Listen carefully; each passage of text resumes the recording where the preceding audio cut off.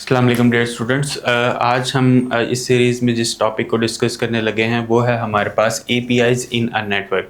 तो सबसे पहले हम इसके बैकग्राउंड को समझते हैं कि एपीआईज़ हमें क्यों बनानी पड़ी, इनकी ज़रूरत हमें किस तरह से पेश आई। तो इससे पहले हम पढ़ चुके हैं नेटवर्किंग के बारे में कि कंप्यूटर के नेटवर्क्स बनाते थे जिसके अंदर हम अलग अलग डिवाइसेस को आपस में कम्युनिकेट करवा रहे होते थे। और उस तरह से पहले हमने सिर्फ डिवाइसेस को कम्युनिकेट करवाया, उसके बाद जब उसका इस्तेमाल बढ़ता चला गया तो हमने अलग अलग टाइप के प्रोटोकॉल्स निकाले और डिवाइसेस को कनेक्ट करने के अलग अलग मेथड्स निकाले जिनके थ्रू नेटवर्क में डिवाइसेस जो हैं वो आपस में कम्युनिकेट करती थी। लेकिन इसके साथ साथ जब हमारा ये सारा जो मल्टीमीडिया का सिस्टम है बहुत ज़्यादा यूज़ होने लगा और हमारी बहुत सी चीज़ें ऑनलाइन चलेगी, जिसके अंदर सबसे मेजर चीज़ थी वो ई कॉमर्स थी। तो ई कॉमर्स जब हमारा बहुत ज़्यादा बूम करने लगा, बहुत ज़्यादा लोग ई कॉमर्स को इस्तेमाल करने लगे, तो हमें ज़रूरत पड़ी इस चीज़ की कि हम दो सॉफ्टवेयर्स को भी आपस में कम्युनिकेट करवा सकें।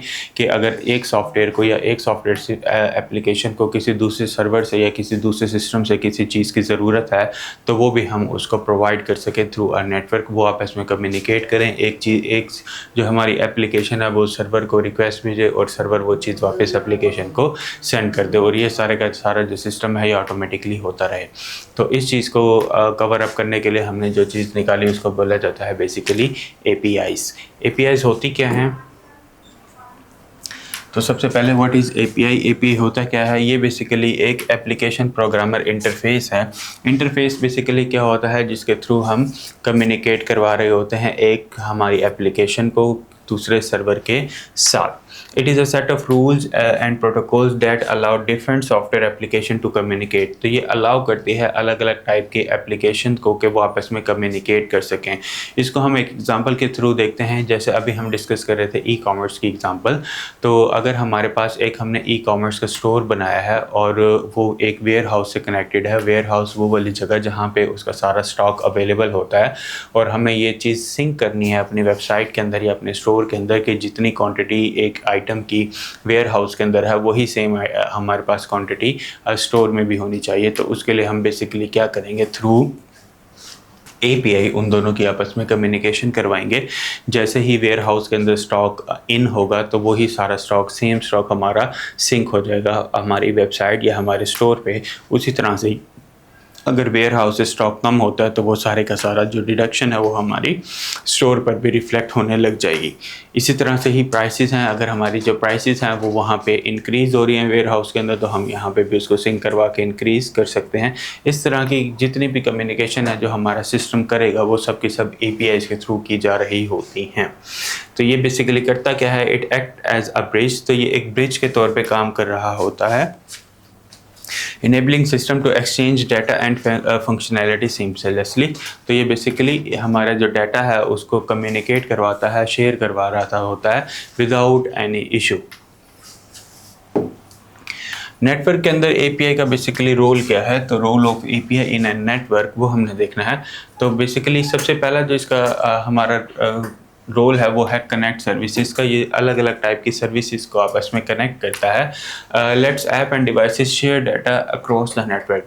तो ये हमारा जो डाटा है उसको शेयर करवा रहा होता है नेटवर्क्स के अंदर। जैसे अभी हम डिस्कस कर रहे थे ई कॉमर्स को, तो हम उसी की एग्जांपल को आगे लेके चलते हैं। लेट्स सपोज मेरे पास एक स्टोर है जिसके ऊपर मैं चीज़ों को सेल कर रहा हूँ ऑनलाइन, और उस स्टोर के ऊपर मुझे एक ऑर्डर प्लेस होता है और मैंने वो ऑर्डर जो है वो सेंड करना है, उसको डिलीवर करवाना है। तो बेसिकली क्या होगा, मैं चाहता हूँ कि मेरा एक ऑटोमेटिक सिस्टम हो कि जैसे ही मेरे स्टोर पे कोई ऑर्डर आए तो उसको डिलीवर करने के लिए रिक्वेस्ट हमारे किसी कोरियर सर्विस को चला जाए, टीसीएस को या फिर लेपर्ड्स को। तो उनके लिए बेसिकली क्या किया जाता है, एक एपीआई बनाई जाती है। वो एपीआई बेसिकली क्या करती है, जैसे कोई ऑर्डर आता है उस ऑर्डर का डाटा लेता है और आगे उधर रिक्वेस्ट भेज देता है कि हमारे पास ये ऑर्डर आ गया है, इसको इस जगह पे सेंड करना है, तो आप आकर हमारे से पिक कर लें और आगे उसको डिलीवर कर दें। सिग्निफाई इंटीग्रेशन से बेसिकली क्या करता है, ये हमारी जो इंटीग्रेशंस होती हैं अलग अलग चीज़ों की, अलग अलग सर्विसेज की, उनको सिंप्लीफाई कर देता है। Make it easy to connect with the third party services. तो ये हमारी थर्ड पार्टी सर्विसेज जितनी भी हमने अपने सिस्टम के साथ इनेबल करनी होती हैं उनको ईजिली अटैच करवाता है। थर्ड पार्टी सर्विसेज जैसे कि हम ऑनलाइन पेमेंट्स एक्सेप्ट करते हैं और वो किसी थर्ड पार्टी, किसी बैंक के थ्रू एक्सेप्ट की जा रही होती हैं, तो वो बेसिकली अगर हमने अपने सिस्टम के साथ इंटीग्रेट करनी है तो वो वाया API ईजिली की जा सकती हैं। इनेबल ऑटोमेशन, अभी हमने जैसे डिस्कस किया कुरियर सर्विसेज के बारे में, तो वो बेसिकली ऑटोमेशन ही होती है हमारी कि हम अपने सिस्टम को ऑटोमेटिक प्रोसेस के ऊपर लेके जा रहे हैं, तो APIs के थ्रू ये ऑटोमेशन क्रिएट करना हमारे लिए बहुत ज़्यादा आसान है। और एंड देन आता है हमारे पास सपोर्ट स्केलेबिलिटी। तो ये स्केलेबिलिटी हमारी सपोर्ट करती है, हम अपने नेटवर्क को जितना मर्जी ग्रो करना चाहें, उसके अंदर जो भी फीचर्स ऐड करने चाहें हम उन फीचर्स को आसानी के साथ ऐड कर सकते हैं, हमें कोई इशू नहीं होगा। How API works, API work कैसे करती है? API तीन स्टेप पे काम करती है। पहला जो हमारा स्टेप है वो है रिक्वेस्ट का। रिक्वेस्ट के बाद जो दूसरा स्टेप आता है वो आता है हमारे पास प्रोसेसिंग का, और तीसरा जो आता है वो आता है हमारे पास रिस्पॉन्स का। सबसे पहले रिक्वेस्ट क्या होती है? तो an application send a request to another system via an API। तो एप्लीकेशन, लेट्स सपोज मेरे पास जो स्टोर है वो, उसको अगर सर्वर हमारे वेयर हाउस से या दूसरे किसी सर्वर से कोई चीज़ चाहिए तो वो API के थ्रू एक रिक्वेस्ट भेजेगा कि मुझे ये वाली चीज़ चाहिए, मुझे स्टॉक चाहिए, मुझे इस आइटम की प्राइस चाहिए। तो वो चीज़ होगी हमारी रिक्वेस्ट। फिर API उस रिक्वेस्ट को समझेगी, उसको प्रोसेस करेगी कि हमने दूसरे जो सर्वर है उससे क्या चीज़ डिमांड करनी है, उससे क्या चीज़ कम्युनिकेट करनी है। तो the API process the request and communicate with the server और द सर्विसेज। तो वो बेसिकली क्या करेगा, दूसरे सर्वर या फिर सर्विसेज को रिक्वेस्ट भेजेगा कि ये वाली चीज़ हमें चाहिए, आप उसकी ये चीज़ मुझे प्रोवाइड करें।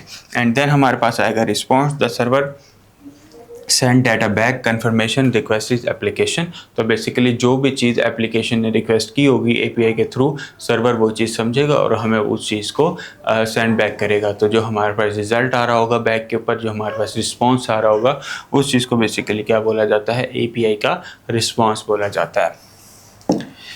एडवांटेजेस बेसिकली क्या हैं API यूज़ करने की? जब हमने API को बेसिकली लॉन्च किया उसके बाद हमें क्या क्या चीज़ें हमारे लिए आसानी हो गई और हमें उससे क्या क्या फ़ायदे मिले, तो हमने वो देखना। तो सबसे पहले जो हमें उससे फ़ायदा मिला वो था उसकी एफिशिएंसी। तो ये क्या करता है basically, reduce coding and development time. वो सारी चीज़ें जो कि हमें एक नया सॉफ्टवेयर बनाने से या एक नई चीज़ डेवलप करने से मिलनी थी, वो सारी की सारी चीज़ें हम क्या करते हैं, सिंपल API के थ्रू ले लेते हैं, जिससे हमारे लिए आसानी हो जाती है। फिर आता है flexibility, easily integrate with the multiple services. तो हम अपने एक सिस्टम को मल्टीपल सर्विसेज के साथ इंटीग्रेट कर सकते हैं। वो थाउजेंड्स ऑफ थिंग्स हो सकते हैं जो हम अपने सिस्टम के साथ इंटीग्रेट कर सकते हैं वाया एन API के थ्रू। सिक्योरिटी, ये हमारे जो डाटा है जो कि हम कम्युनिकेट कर रहे होते हैं सर्विसेज का, या फिर हमारी कि वेयर हाउसेस के दरम्यान में भी जो डाटा कम्युनिकेट हो रहा होता है, ये उसके ऊपर हमें प्रॉपर सिक्योरिटी प्रोवाइड कर रही होती है। API एक सिक्योर मेथड है डाटा की कम्युनिकेशन का। देन ऑटोमेशन, जैसे हमने पहले डिस्कस किया, API हमें एक फुली ऑटोमेटिक सिस्टम प्रोवाइड करती है जिसके थ्रू हमारे सर्वर्स और हमारी वेब एप्लीकेशंस जो हैं या फिर हमारे जो सिस्टम्स हैं वो आपस में कम्युनिकेट करते हैं और आपस में डाटा शेयर कर रहे होते हैं। वो डाटा किसी भी टाइप का हो सकता है, जो हमारी वेब एप्लीकेशन को रिक्वायर्ड हो, वो रिक्वेस्ट भेजता है सर्वर को और सर्वर उसका रिस्पॉन्स बैक कर रहा होता है आफ्टर प्रोसेसिंग वाया API। और लास्ट में हमारे पास आता है innovation. Developer can build new app using the existing services without starting from the scratch.